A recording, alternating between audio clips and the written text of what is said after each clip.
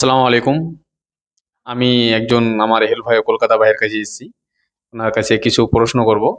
ইনি ওমানে এসছে কোম্পানিতে কাজে। তার কাছে কিছু আমরা জানার চেষ্টা করব। আসসালামু আলাইকুম। ওয়ালাইকুম আসসালাম। কেমন আছো ভাইয়া? হ্যাঁ, আমি ভালো আছি। আপনি কেমন আছেন? আলহামদুলিল্লাহ আমি ভালো আছি। বাড়ি কোথায়? আমি বাড়ি কলকাতা, বারাসাত সিটি। এখানে কি কাজে এসছো?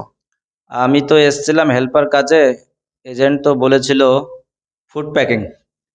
এখন ফুড প্যাকিং এর কথা বলে এজেন্ট দিয়েছে কংক্রিট কোম্পানিতে। সেখানে আমাকে কাজ করতে হচ্ছে অন্যরকম। মানে এখানে এখানে আসার টাইমে কত টাকা খরচ হয়েছে? এখানে আসার সময় আমার মেডিকেল টেল দিয়ে 1 লাখ টাকা খরচ হয়ে গেছে পুরা। আসা কতদিন হলো? এই 1 সাল পূর্ণ হলো এই রমজানে। আমি এক গত সাল হয়ে রমজানে গেছে? এক সাল হয়ে গেছে? হয়ে গেছে। গত রমজানে এসেছিলাম। এই রমজানে 1 সাল পূর্ণ হয়ে গেল। কত টাকা মাস ইনকাম হয় এখানে? এখানে আমার মাসে ইনকাম হয় 20-22 হাজার টাকা ইনকাম হয় মাসে, তা খাওয়া নিজের। ওই ঘরে যায় 15-16 হাজার টাকা ঘরে যায় মাসে। তো এই এক বছরের মধ্যে এই 1,10,000 টাকা খরচ করে এসছো, ওই টাকাটা বাড়িতে পাঠাতে পারিস? এই কোন রকমে এখন 1 সাল হয়েছে তো এখন গেছে। হ্যাঁ, বরাবর গেছে। এখনো লাভ কিছু মানে হয়নি। মানে লাভ কিছু হয়নি, টাকাটা গেছে। যত টাকা মানে বাড়ি ওখান থেকে ইনভেস্ট ইনভেস্ট ইনভেস্ট করেছিলাম। করেছি ওই টাকাটা কি সম্পূর্ণ উঠে গেছে? হ্যাঁ, ওই টাকাটা সম্পূর্ণ উঠে গেছে। তো কন্ট্যাক্ট কতদিন আছে কম এখানে? কন্ট্রাক্ট আর 1 সাল আছে। মানে টোটাল 2 বছর। টোটাল 2 বছর। তো 2 বছরের মধ্যে 1 সাল তো শেষ। 1 সাল শেষ আর 1 সাল বাকি। তো 1 সালের মধ্যে 1 লাখ টাকা বাড়িতে পাঠিয়েছি, হ্যাঁ। যে টাকা ঋণ করে এসেছিলাম। হ্যাঁ, তো আর এক মাসে কত টাকা, 1 সালে কত টাকা ইনকাম করতে আর হবে? 1 সালে ওরকম আর 1 লাখ টাকা মতো ইনকাম হবে। 1 লাখ টাকা ইনকাম হবে, তো আমাদের ফায়দা কি হলো? ফায়দা নেই।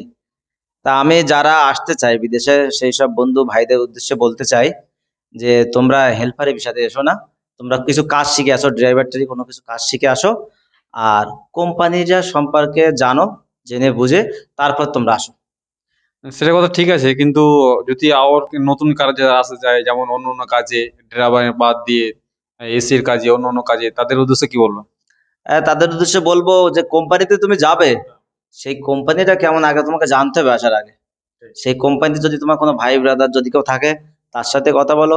আর যদি কেউ না থাকে তা তুমি আসো, এসে পাসপোর্ট টাসপোর্ট তুমি তার কাছে দিও না।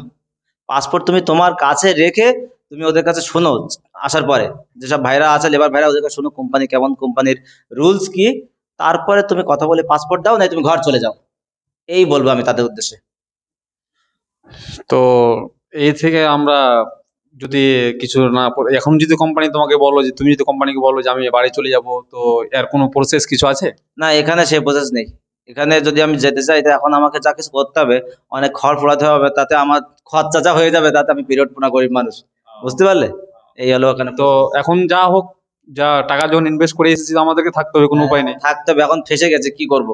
এখন উপায় নেই। 2 সাল এখানে শেষ করতে হবে। শেষ করে বাড়ি যেয়ে তবে অন্য কিছু উপায় করতে হবে। তো আমরা আমার বন্ধুর কাছ থেকে, ইনি হলেও কলকাতার, ইনার কাছ থেকে কিছু কথা শুনলাম আমরা।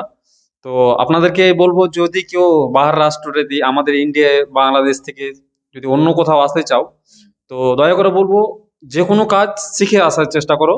এই হেলফারি কাজে সব সময় বারণ করবো, হেলফারি কাজে না আসাই ভালো। কারণ বাংলাদেশ থেকে আসলে 3 লাখ 4 লাখ টাকা ইনভেস্ট করে আসি, এখানে আমরা ওই মাসে 30,000 বাংলাদেশের বাইরে বেশি ইয়ে আসে। খরচ পাঠাতে পারি। তো তা না করে আমরা যদি কিছু কাজ শিখে আসতে পারি আমাদের পক্ষে ভালো হবে আর কি।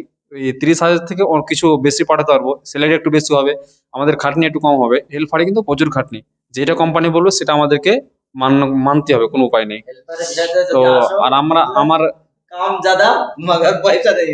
আমার ইন্ডিয়া থেকে যদি কেউ ভাইয়েরা আসতে চাও, হ্যাঁ, যে কোনো কোম্পানিতে যে কোনো জায়গাতে, তো আমাকে আমার মেসেজ করো, কমেন্টে বলো, আমি সবকিছু যাচাই করব, যোগাযোগ করে নেবো। যোগাযোগ করে তখন তোমাদেরকে বলবো যতদূর সম্ভব ভাই হেল্প করবে। কোন কোম্পানিতে যে আসা সময় আমাকে একটু জানাবে, যে আমি অমুক দেশে অমুক কোম্পানিতে যাচ্ছি।